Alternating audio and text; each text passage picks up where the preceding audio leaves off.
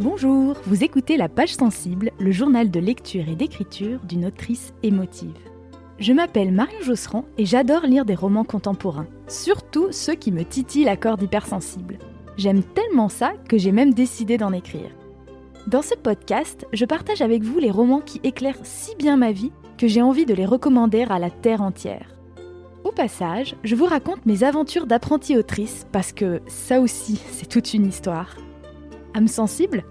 Bienvenue ! Salut, c'est Marion. Pour ce 23e épisode de La Page Sensible, je vous propose un hors-série très spécial puisque j'aimerais fêter la fin de ma 4e réécriture en vous présentant enfin le pitch de mon premier manuscrit. Et surtout, je voudrais transcender ma grande peur du jugement en vous lisant le premier chapitre de cette version 5, histoire de m'entraîner à lâcher le bébé avant de l'envoyer très bientôt aux maisons d'édition. Chers auditrices, c'est donc avec bonheur et terreur que je vous présente J'ai dû me planter dans la saison. J'ai dû me planter dans la saison, c'est donc le titre de travail de ce roman sur lequel je travaille depuis quelques années maintenant. C'est un roman d'amour et d'apprentissage. Alors par roman d'amour, j'entends un roman qui parle d'amour, mais pas une romance au sens du genre de la romance, avec des codes très prédéfinis, mais c'est plutôt un roman contemporain.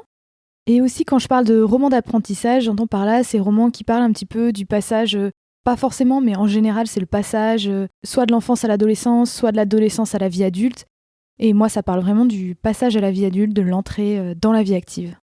Alors c'est un exercice très particulier pour moi aujourd'hui de vous dire de quoi parle ce roman parce que je travaille dessus depuis vraiment beaucoup d'années et je ne sais pas si vous avez remarqué en écoutant les épisodes précédents du podcast, mais c'est vrai que je vous parle beaucoup d'écriture, des difficultés que je rencontre, de mon rythme de travail, de comment je m'organise, mais j'avais toujours un petit peu du mal, et puis aussi c'est pas forcément l'objet, mais à vous dire vraiment de quoi ça parle. Je trouve que quand on a une histoire qui est si proche de nous, qu'on a l'impression de connaître les personnages comme des personnes réelles, c'est très difficile de résumer ça. Mais justement, aujourd'hui j'ai envie vraiment de faire cet exercice-là, notamment parce que très bientôt, vous le savez si vous me suivez depuis un petit moment, je vais envoyer vraiment littéralement dans les semaines qui viennent ce roman aux maisons d'édition avec lesquelles j'aimerais vraiment travailler. Et pour ça, évidemment, il faut que je sois capable de parler de mon livre, de dire de quoi il parle. Et je vous remercie par avance de me procurer une occasion de résumer mon livre. Je vous livre donc le pitch. Quand le jeune Tommaso débarque dans le Gard pour sa saison de guide au musée du thé de Saint-Estérel, il ne se doute pas qu'il est tombé entre les griffes de la vieille Dorothy, sa directrice aussi charismatique que cruelle. Peut-être que tomber amoureux de Magdalena, sa petite fille chérie et assistante, n'était pas la meilleure idée de la saison. D'autant plus que Magdalena sort déjà avec le beau et intimidant David.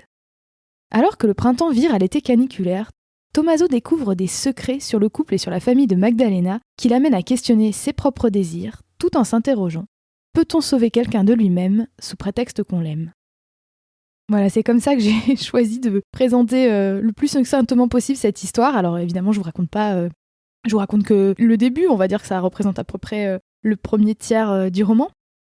Comme vous avez pu l'entendre, donc on a un personnage principal qui est Tommaso, qui a 21 ans, qui vient de la région parisienne et qui donc va descendre dans le sud, dans le Gard, dans un petit village que j'ai inventé, qui s'appelle Saint-Estérel, qui en réalité ressemble beaucoup à un des 2 villages où j'ai grandi.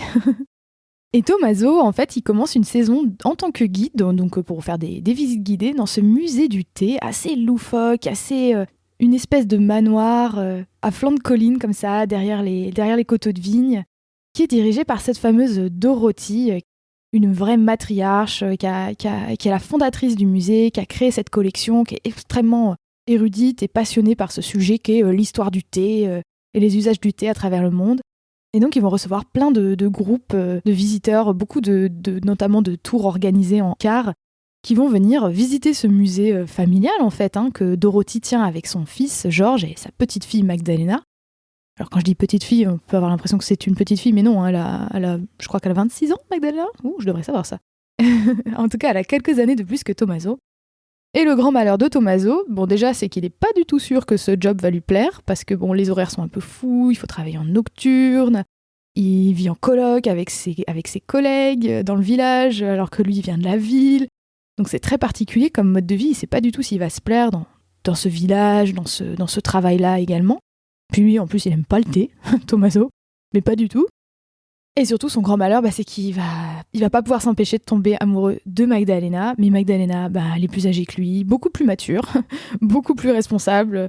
Elle est vraiment le bras droit de sa grand-mère au musée. Et surtout, elle a déjà un chéri, et voilà. Et ce chéri, en plus, c'est David, et le grand David, il est plutôt intimidant. Voilà, donc ça, c'est le point de départ, on va dire un peu l'élément déclencheur du récit. Et il va y avoir pas mal de péripéties, et notamment des retournements de situation, des révélations qui vont rythmer cette saison qui se passe du coup entre le mois de mars et puis le début de l'automne. Ça peut paraître un petit peu loufoque, cette idée d'un musée du thé, mais en fait, ça m'est venu d'une expérience réelle que j'ai vécue. Alors, j'ai jamais travaillé dans un musée du thé, mais en 2017, je vivais en Allemagne, dans un tout petit village très très mignon, au bord du Rhin, dans un coin qui est d'ailleurs classé au patrimoine mondial de l'humanité, tellement c'est beau et tellement il y a un patrimoine culturel magnifique. Ça s'appelle le Rhin romantique, en référence aux auteurs romantiques, Victor Hugo et compagnie.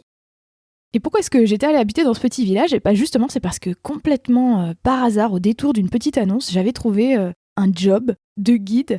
Donc ils appelaient ça guide trilingue, donc il fallait parler au moins l'allemand, l'anglais et une troisième langue. Dans mon cas, c'était le français. Et donc ils cherchaient des gens, c'était le seul critère pour être recruté, il fallait pouvoir parler ces trois langues-là couramment, enfin anglais, allemand et une troisième langue. Et j'ai eu un entretien de, je crois, 2 minutes et demie au téléphone, et ma patronne elle m'a dit « C'est bon, on vous prend, vous arrivez le 1er mars ». C'est comme ça que je me suis retrouvée dans ce petit village où j'habitais moi aussi en coloc avec mes collègues. Donc voilà, j'ai repris plein de concepts de cette expérience dans le roman. Moi, c'était pas du tout un musée du thé, c'était un musée d'instruments de musique mécanique, un truc mais complètement fou. C'était dans un vieux château, très très beau. Et il y avait un charme de fou, il y avait des orgues de barbarie, il y avait des grandes armoires de la fin du 19e siècle avec dedans des violons qui se jouaient tout seuls quand on appuyait sur un bouton, avec un système de soufflet, c'était des systèmes mécaniques, pneumatiques. Enfin, c'était vraiment un lieu où, a priori, on n'aurait jamais l'idée d'aller. Mais une fois qu'on est dedans, on est emporté par le délire. Parce qu'en fait, c'est tellement fou comme truc que ça marche. Et on avait beaucoup, beaucoup, beaucoup de visiteurs. On bossait vraiment comme des fous. On était une grosse équipe, je sais plus combien de guides on était. Et ça tournait toute la journée, surtout l'été, en pleine haute saison. On avait des costumes, on avait ce qu'ils appelaient des uniformes, mais en fait on était habillés un petit peu façon vintage, années 10, années 20. Moi j'avais un chapeau noir que j'adorais avec des fausses fleurs en plastique rose dessus. Enfin, c'était vraiment... on se prenait pas au sérieux et en même temps on faisait ça très sérieusement. Et en fait l'ambiance était, on va dire, avec mes collègues, mes jeunes collègues qui étaient aussi très internationaux, du Mexique, du Danemark, on rigolait bien franchement, mais... la famille qui tenait ça, ils étaient un peu barrés quand même. Et j'ai fini par comprendre, le créateur du musée était malheureusement décédé quand moi j'ai fait ma saison, et il était décédé pas depuis très longtemps, depuis quelques mois. Et j'ai fini par comprendre que ce personnage-là, qui était le fondateur du musée, il était quand même vraiment très barré. Et je me suis dit, oh là là, on dirait un début de roman. Et c'est comme ça que j'ai vraiment eu envie, pendant que je faisais cette saison dans ce petit village, j'ai commencé à imaginer d'écrire une histoire complètement fictive, mais en repartant de cette idée d'un musée familial autour d'une thématique complètement improbable. Je veux dire, là, c'était des instruments de musique mécanique, quoi. C'est le truc improbable. De prendre cette idée improbable et d'en faire un autre musée, aussi créé par une personnalité très forte, comme ça, qui serait, en l'occurrence, une matriarche. Et en fait, quand j'ai conçu cette histoire, j'ai inversé tous les genres. C'est-à-dire, j'ai voulu que mon personnage principal, qui était un peu mon alter ego, le jeune guide qui débarque, qui connaît rien, qui connaît personne, qui se dit « Qu'est-ce que je fous là ?» J'ai décidé que ce serait un garçon, pour une raison très très con, c'est qu'en fait, je voulais pas être tentée d'en faire un récit autobiographique. Et je me suis dit, si je prends un personnage garçon, je serais peut-être moins tentée de lui prêter mes idées, ma personnalité, mon apparence, etc. Ça m'a aidé un petit peu à me détacher de ce personnage principal, à en faire un vrai personnage de fiction, pas une autre version de moi, quoi. Et du coup, j'ai décidé que le musée serait créé par une femme, une créatrice, une directrice, donc que j'ai appelée Dorothy. Et donc c'est le Musée international du thé de Dorothy Thuré. Donc tout ça, c'est pendant que j'étais en Allemagne et que je faisais cette saison. Donc j'ai créé ce faux musée, je lui ai trouvé le nom, j'ai fait des fiches personnages, j'ai dessiné les personnages.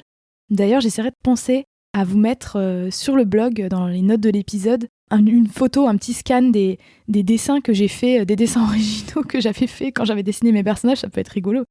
Je veux dire, c'était en 2017, quoi. Ça me paraît déjà tellement loin. Et donc, à partir de ces fiches personnages, j'ai même fait un plan du musée, du musée du thé, que j'ai inventé.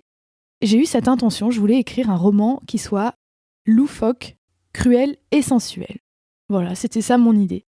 Donc quelque chose d'à la fois drôle, d'à la fois bouleversant, avec aussi de la sensualité. Je voulais qu'il y ait une histoire d'amour, parce que j'adore les histoires d'amour. Mais j'aime bien quand les histoires d'amour, elles sont pas cucu, vous voyez. Moi, j'aime bien les histoires un peu compliquées, quand il y a des complications, que c'est pas tout gagné d'avance, qu'on sait pas forcément comment ça va tourner. J'aime bien être surprise, en fait. J'aime bien que ça soit pas tout joué d'avance. Et la suite, vous la connaissez plus ou moins, je l'ai déjà chroniquée dans ce podcast. En gros, donc ça c'était en 2017 que j'étais en Allemagne. Au début, c'était encore un projet très, très vague, comme un hobby, donc il y avait de longues périodes où j'y touchais plus. Mais en 2019, j'ai décidé de prendre une année sabbatique et de partir en voyage. Mais juste avant, j'ai fait une formation d'écriture d'une semaine complète. Je me la suis payée, j'avais envie de m'offrir ça. Et cette formation, c'était dans un centre de formation à Lyon, vraiment spécialisé, qui s'appelle les Artisans de la Fiction. Cette formation m'a absolument passionnée et m'a permis de mettre un premier doigt dans l'engrenage de l'apprentissage des techniques d'écriture. Et je me suis rendu compte de tout ce que je ne savais pas. Je sais que je ne sais rien, c'était vraiment ça.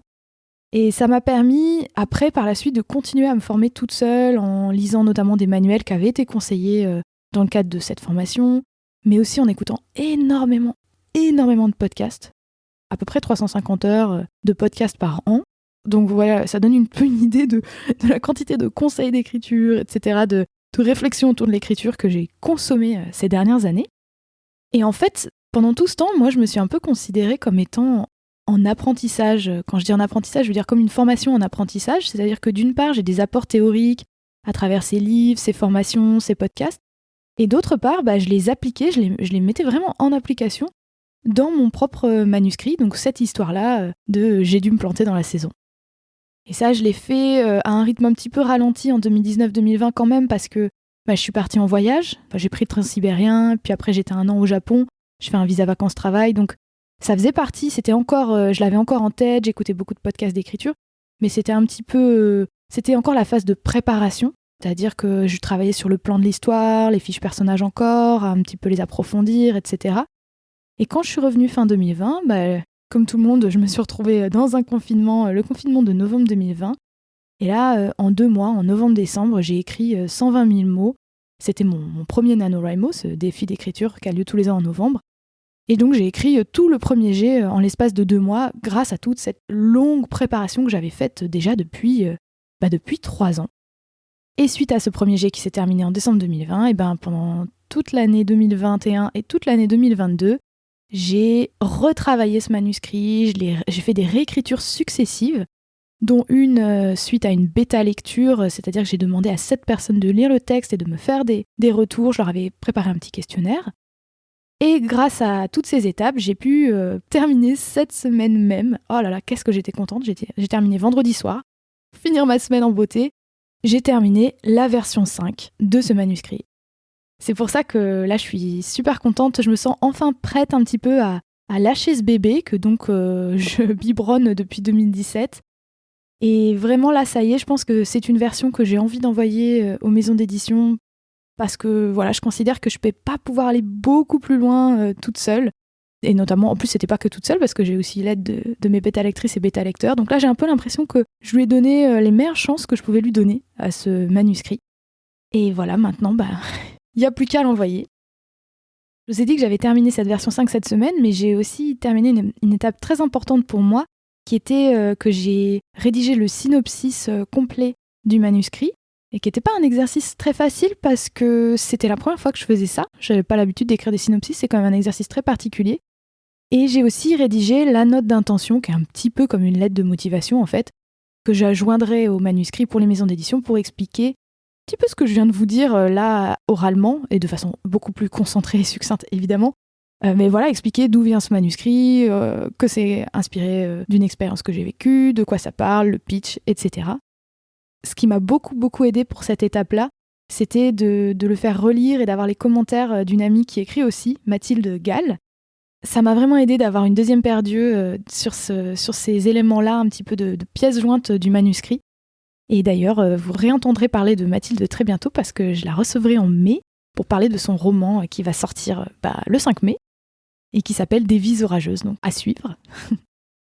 Et donc d'ailleurs, quelles sont les prochaines étapes pour moi ? Et en fait, dans les 3 semaines à venir, normalement, je devrais envoyer le manuscrit. Je dois encore lui faire un passage dans un logiciel de correction. Et ensuite, il faudra quand même aussi que je prépare des petits mails personnalisés pour chaque maison d'édition à qui j'ai envie d'envoyer le roman, pour leur expliquer pourquoi je leur envoie à elles, pourquoi je pense que ça rentre dans leur ligne éditoriale. Et ensuite, j'aimerais l'envoyer d'ici mi-mars, j'aimerais bien l'envoyer à mon top 5 ou top 10, on va dire minimum top 5, et donc de ces maisons d'édition avec lesquelles j'ai super envie de travailler. Et puis après, je crois que je m'offrirai une bonne semaine de vacances d'écriture avant de passer aux étapes suivantes, à savoir envoyer à encore d'autres maisons d'édition, parce que je compte pas me limiter à 10 maisons, parce que j'en ai sélectionné plus que ça. Et puis aussi après, j'ai un autre manuscrit sous le coude, dont je vous ai déjà parlé d'ailleurs dans des épisodes précédents, un autre manuscrit qui pour l'instant n'est qu'au stade de premier jet et qu'il va falloir que je remette sur l'établi pour commencer à le retravailler, à le réécrire, pour le polir un petit peu. Et avant de vous laisser maintenant, comme promis, voici le premier chapitre donc de cette version 5 de J'ai dû me planter dans la saison. Et vous allez le voir, chaque chapitre commence par une petite citation de chanson. Et en l'occurrence, c'est Je m'ennuie de chez moi de Francis Cabrel. Chapitre 1. Thé vert. Quand les vents se déchirent sur les angles des toits des rues que je traverse à peine, quand les journées s'étirent et n'en finissent pas, je m'ennuie de chez moi. Francis Cabrel. Je me laisse tomber sur le quai et lâche aussitôt ma valise, trop lourde pour mes bras maigrichons. Le train s'éloigne dans un grognement et m'abandonne là, seul sur le béton fissuré. J'aspire l'air vif, imprégné d'une odeur d'iris, de feuilles de platane sèches et de ce qui ressemble à de la merde de chien. Ça sent la province. Quelques lavandes s'agitent dans leur bac en ciment et après 10 heures de train, le silence m'appuie sur les tempes. Bien qu'il fasse déjà bon pour la saison, le vent me fait frissonner et je resserre les pans de mon blouson. Je traîne ma valise jusqu'à la sortie de la gare. Le portillon grince à mon passage. Ça y est, me voilà bien loin de chez moi. Je sursaute au bruit du klaxon. Une 205 rouge toute cabossée s'est arrêtée en travers du parking désert. Derrière la vitre baissée, une femme d'une 50aine d'années me fait de grands signes. « Monsieur Rouvert ?» Sa voix est un peu éraillée, un mélange bizarre d'accent du sud et de l'étranger. Elle pourrait être anglaise ou danoise. Je tire ma valise sur l'asphalte inégal et me penche à la fenêtre. Une odeur de patchouli et de thé froid m'envahit les narines. « Qu'est-ce que t'attends ? Monte, je suis à la bourre !» Allemande, peut-être ? Pendant que je hisse ma grosse valise, qui rentre à peine dans le coffre, elle ramasse son sac pour le balancer sur le siège arrière. Je m'assois prudemment à côté d'elle, cherchant à ne pas piétiner le panier de légumes posé à mes pieds. La femme démarre en trombe, faisant tressauter les poireaux et les carottes, puis me tend une grande main maigre. « Moi, c'est Lottie. On va être collègues, à ce qu'il paraît ?» « Tommaso », dis-je en rencontrant son regard bleu pâle. Ses doigts sont fermes et froids. Pourtant, le chauffage tourne à bloc dans la 205. « Comment ça ?» grogne-t-elle en négociant un virage sec. « C'est mon nom, je m'appelle Tommaso. »« Ah bon ? C'est français, ça ?» Une clope éteinte calée entre ses lèvres minces, elle fait un mouvement de tête pour rejeter en arrière ses cheveux grisonnants, puis m'observe de haut en bas. « T'es français, toi, non ?»« Oui, mais ma mère est italienne. »« Ah, bon. »« Et vous ?»« Ah, dis-moi tu, Coco, sinon on va pas s'en sortir. »« Je suis hollandaise, mais ça fait bien 20 piges que je vis dans le Gard. » Nous nous extirpons du bourg et de ses ruelles à sens unique. Tout le long, Lottie jure comme un charretier arlésien, dans son accent à la fois sudiste et nordique. « Ils ont tout changé cet hiver, putain. On part 2 mois en vacances et au retour, il y a des sens interdits partout. » Après quelques marches arrière, nous attaquons enfin la départementale. La 205 longe une succession de champs labourés et de coteaux amaigris par l'hiver. À intervalles réguliers, des mâts entourés de cyprès reflètent les lueurs ocres du soleil déjà couchant. « Ils m'emmerdent, la SNCF, marmonne Lottie. Je vais rater le yoga avec leur retard. En plus, je suis sûre qu'on va se taper des camions jusqu'au village. » Pour moi qui débarque du 9-3, la route paraît si calme que je retiens un sourire dubitatif. Je ne sais pas quelle distance nous sépare encore de mon nouveau lieu de vie, et je n'ose pas poser la question. D'une certaine manière, j'ai hâte d'arriver car le trajet depuis Paris a été long, et en même temps, j'appréhende ce que je vais trouver au bout du voyage. Il y a un mois à peine, je roupillais tranquillement sur les bancs de la fac, entre l'appartement familial et quelques rattrapages magnanimes, et voilà que je regarde passer les champs à 80 km/h, sans savoir où je vais dormir ce soir, de quel côté sera la table de nuit, ni quelle sera l'odeur de mon oreiller. Au téléphone, la secrétaire m'a seulement dit que quelqu'un viendrait me chercher pour m'emmener à mon logement de fonction. Le jour décline derrière la vitre et ma gorge se serre, prise dans un étau d'inconnu. À chaque kilomètre qu'avale la petite voiture, mon envie de faire demi-tour s'intensifie. Je regarde l'heure sur mon portable. Il n'est peut-être pas trop tard pour attraper un train de nuit vers Paris. Je serai à la gare de Lyon avant l'aube. J'entr'ouvre les lèvres, me tourne à demi vers Lottie. « Hé, connard !» crie-t-elle en se penchant à la fenêtre. Je sursaute et mon téléphone glisse à mes pieds avec un bruit mat. Le chauffeur de camion rend à Lottie son doigt d'honneur, quelques coups de klaxon sont échangés, puis le calme retombe. Je me secoue sur mon siège. On se calme, Tommaso. Tu y es presque. Ferme-la, et tout va bien se passer.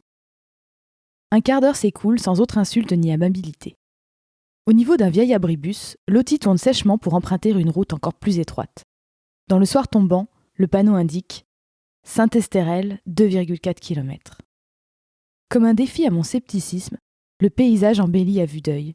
Les collines, encore visibles dans la pénombre, se font de plus en plus escarpées.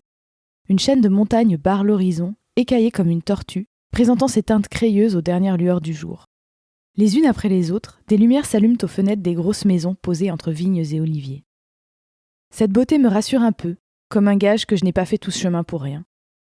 Quand nous arrivons à Saint-Estérel, 19h sonne et il fait presque nuit. La tête lourde des fatigues du voyage, je ne distingue que vaguement les façades inégales. Puis Lottie fait craquer son frein à main et claquer sa ceinture de sécurité. « Allez hop, faut vraiment que je me grouille !» J'attrape mes affaires avant qu'elle ne me sème. Sans prendre la peine de verrouiller sa voiture, Lottie s'enveloppe dans un châle en cachemire et se dirige vers une ruelle montante. Elle s'éloigne d'un pas aussi raide que rapide et je la suis tant bien que mal malgré les roulettes de ma valise qui butent sur les pavés. Alors que nous nous enfonçons entre deux hauts murs qui sentent le lierre, je m'efforce de ne pas perdre ma nouvelle collègue de vue. Nous bifurquons 3 ou 4 fois dans les rues piétonnes et au bout de quelques minutes, je me sens complètement paumée. Enfin, Lottie s'arrête au début d'un passage étroit, éclairé par un unique lampadaire. « C'est là, au numéro 4. Je te laisse, la prof de yoga va me tuer. »« Attendez, tu ne me donnes pas les clés ?» Lottie est déjà 5 mètres plus bas. « C'est pas moi qui les ai. Sonne !» Les franges de son châle disparaissent au coin de la rue. Je finis de traîner ma valise jusqu'au numéro 4. À part le froufrou de la brise qui déplace quelques feuilles mortes, le village est complètement silencieux. Je frissonne, autant de fatigue que de trac. Mon coup de sonnette résonne à travers la porte écaillée, comme si elle dissimulait une grande caverne. Dans ce silence, j'ai du mal à croire que quelqu'un va vraiment m'ouvrir. J'attends un temps qui me paraît raisonnablement long, sonne une deuxième fois, me retourne pour scruter les alentours. La porte s'ouvre dans mon dos et une voix douce, à l'accent exotique, murmure « Oui ?» Une jeune femme au visage dodu et au teint mat me détaille. Ses sourcils légèrement froncés lui donnent un air de petite fille inquiète. « Je viens pour le musée ? J'espère que je me suis pas trompée de maison. »« Non, c'est bien la colocation du musée. Entrez. » C'est-elle effacée avec une certaine réticence ? Tout en soulevant ma valise, je me dis que son accent doit être espagnol. « Tu habites ici aussi ?» lui dis-je, estimant que son jeune âge m'autorise à la tutoyer. « Oui, je suis guide. Comme toi, n'est-ce pas ?» J'acquiesce d'un signe de tête tout en promenant un regard discret dans le vestibule. L'air y est frais, plus humide qu'à l'extérieur. Derrière l'abat-jour poussiéreux, une ampoule basse tension peine à éclairer le bain d'un escalier qui se perd dans la pénombre.